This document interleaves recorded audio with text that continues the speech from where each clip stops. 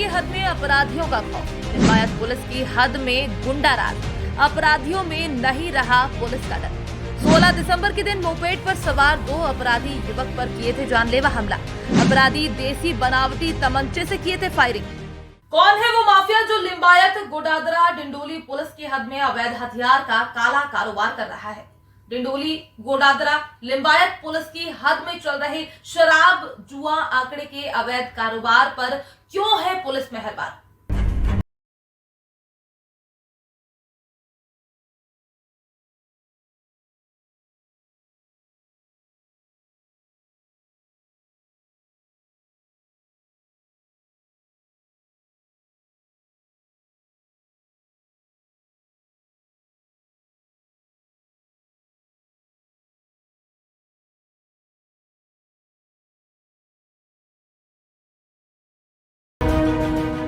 सूरत शहर में 16 दिसंबर के दिन लिंबायत के श्री राम चौक पर रात करीबन 11 बजे के आसपास मोपेड पर सवार 2 अपराधी आकर एक खड़े हुए युवक पर देसी कट्टे से फायरिंग कर देते हैं। अपराधी के पास धारदार चाकू से युवक पर वार कर वो फरार हो गए थे।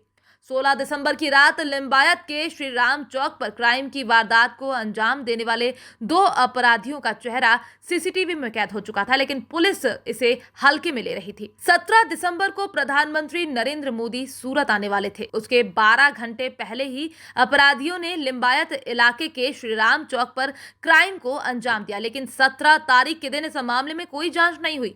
युवक पर हमले के बाद फौरन उसे अस्पताल ले जाया गया। पुलिस ने इसे सामान्य घटना समझकर मामले को दबा रही थी। सूत्रों से मिली जानकारी के मुताबिक एक स्थानीय पत्रकार के इन्वेस्टिगेशन के मुताबिक 16 दिसंबर की रात जो हमला हुआ था उससे सीसीटीवी में अपराधी देसी तमंचे से फायरिंग करते हुए दिखाई दे रहे हैं, लेकिन पुलिस ने आर्म्स एक्ट के तहत कोई मामला दर्ज नहीं किया। निजी पत्रकार ने एफआईआर पढ़ी तो पता चला कि पूरा मामला दबाया गया है। फौरन डीसीपी को संपर्क कर पूरी घटना के बारे में बताया, जिसके बाद पुलिस हरकत में आई। सीसीटीवी की जांच कर आरोपियों के खिलाफ मामला दर्ज किया। डिंडोरी पुलिस की सर्वेलेंस को मिली गुप्त सूचना के आधार पर डिंडोरी आरडी फाटक के पास दोनों अपराधियों के आने की सूचना मिली थी। फौरन पुलिस की टीम मौके पर पहुंचकर 3 अपराधियों को धर दबोची। जी, आपका नाम? मेरा नाम नागा संतोष पाटिल है। कौन सी जगह है? संजय नगर, लिंबायत, आसपास नगर 2। क्या घटना हुई थी? घटना ऐसी हुई सर, मैं खाना खा के घर से निकला और अचानक एक्टिवा पे आए लोग 2 जन थे। उसमें उसका नाम था बारकू पाटिल और वो दिनेश उर्फ ऐसा कुछ नाम था और कैलाश बोत्रिया, ये 3 जन थे। मेरे को डायरेक्ट अचानक हमला कर दिया। मेरा कुछ लेन देना नहीं था, डायरेक्ट मेरे को मारने लगे। कौन सी चीज़ से हमला किया आप पर? उन लोगों ने मेरे को घाव मारा और बंदूक भी थी, बंदूक से भी फायरिंग की वो लोगों ने। कौन सी जगह? यहीं पे फायरिंग की? इसी जगह पे। उसका सीसीटीवी है कुछ? हाँ, सब कुछ है। पुलिस कंप्लेंट की थी आपने? सब कर दिया मैंने। मेडिकल कॉलेज में भी गया था एक शॉट में, वो सब मैंने कर दिया है। क्या बोला पुलिस वालों ने? मैंने बोल दिया सर ऐसी ऐसी बात है। पुलिस वालों ने आपको क्या बोला? कंप्लेंट की? हाँ, तो उनको कंप्लेंट कर दिए, वो तपास में लगे अभी। फिलहाल वो हाथ में नहीं आ रहे, हाथ में आएंगे तो उन्होंने बोल दिया है तपास जारी। अपराधियों को कोर्ट में पेश किया। कोर्ट ने अपराधियों को 2 दिनों का रिमांड मंजूर कर दिया है। पुलिस 2 दिनों के रिमांड में ये पता लगाएगी कि देसी तमंचा कहां और किसके पास से खरीदा था, वेपन कहां से खरीदा था। दोनों अपराधी के अलावा इस गैंग में और कितने लोग शामिल हैं, किसके इशारे पर पूरा प्लान तैयार किया गया था। अपराधी जयेश उर्फ बारूक युवराज बाग नवागांव डिंडोली का रहने वाला है, जबकि दिनेश उर्फ दिनियो राजेश पाटिल गोडादरा का रहने वाला है। दोनों अपराधी इससे पहले कई अपराधों को अंजाम दे चुके हैं, लेकिन पुलिस चुपचाप तमाशा देख रही थी। पुलिस चाहती तो दोनों को पकड़ सकती थी, लेकिन अपराधियों को पुलिस पनाह दे रही थी, जिसका खामियाजा शहरी जनता को उठाना पड़ रहा है। सर, 2 एक्यूज की गिरफ्तारी हुई है। ये दोनों एक्यूज कौन है और किस मामले में इनकी गिरफ्तारी हुई है? डिंडोली पुलिस स्टेशन की सर्वेलेंस टीम ने 2 अपराधियों के गिरफ्तार किया है। ये दोनों अपराधी आज से 3 दिन पहले लिंबायत के श्री राम चौक के पास एक नागराज पाटिल नाम के व्यक्ति को चप्पू मार के वहाँ से भाग गए थे।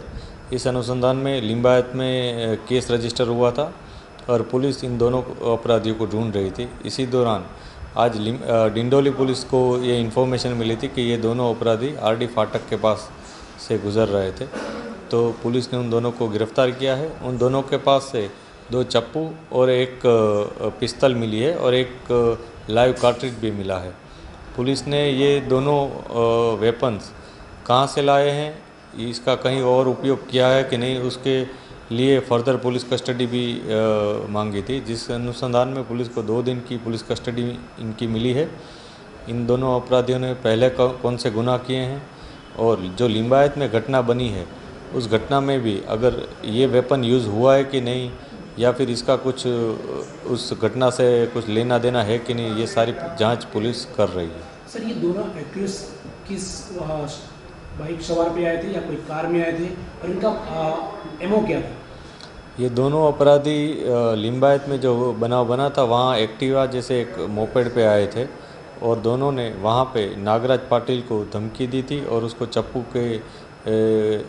चप्पू के साथ उसको इंजरी भी की थी। पुलिस को उस वीडियो में कुछ वेपन जैसा उसके हाथ में भी दिखा था जो फायर आर्म्स हो, ऐसी संभावना है, जिस अनुसंधान में भी पुलिस जांच कर रही है। कोई पुरानी इनकी रंजिश थी सर? अभी तक जो इन्फॉर्मेशन मिली है उसमें जो अपराधी हैं उनमें से जो जयेश उर्फे बारकू पाटिल, उसको उसके बड़े भाई को और उसके परिवार के या फिर किसी दोस्त के साथ ये जो फरियादी है लिंबायत का, उसकी कोई न कोई तरह से उनकी हत्या और उनके हत्या के प्रयास के बनाव में उसका या उसके कोई रिश्तेदारों का हाथ था, फरियादी के रिश्तेदारों का, उस तरह का उसको शक था। ऐसी माहिती इन्फॉर्मेशन पुलिस को अभी मिली है। इस सारी इन्फॉर्मेशन को पुलिस वेरीफाई कर रही है। जो क्लेम या फिर जो इन्फॉर्मेशन पुलिस को ये जो अपराधी दे रहे हैं वो सही है कि नहीं, उसको भी पुलिस वेरीफाई कर रही है। सर ये दोनों का इतिहास क्या है सर? ये दोनों अपराधी पहले भी बहुत सारे गुनाहों में शामिल थे। वो कौन से गुनाहों में शामिल थे उसकी जांच भी पुलिस कर रही है। लिंबायत, डिंडोली और इसके अलावा इस सिटी में और कहीं या फिर किसी और जगह पे भी कोई गुनाह किया है तो उसके लिए पुलिस इन्फॉर्मेशन गैदर कर रही है। तो क्या सर जो क्राइम को इतना दे चुके हैं, अंजाम दे चुके हैं, तो उसके बावजूद भी इनका पासा सर अब तक नहीं हुआ था या फिर?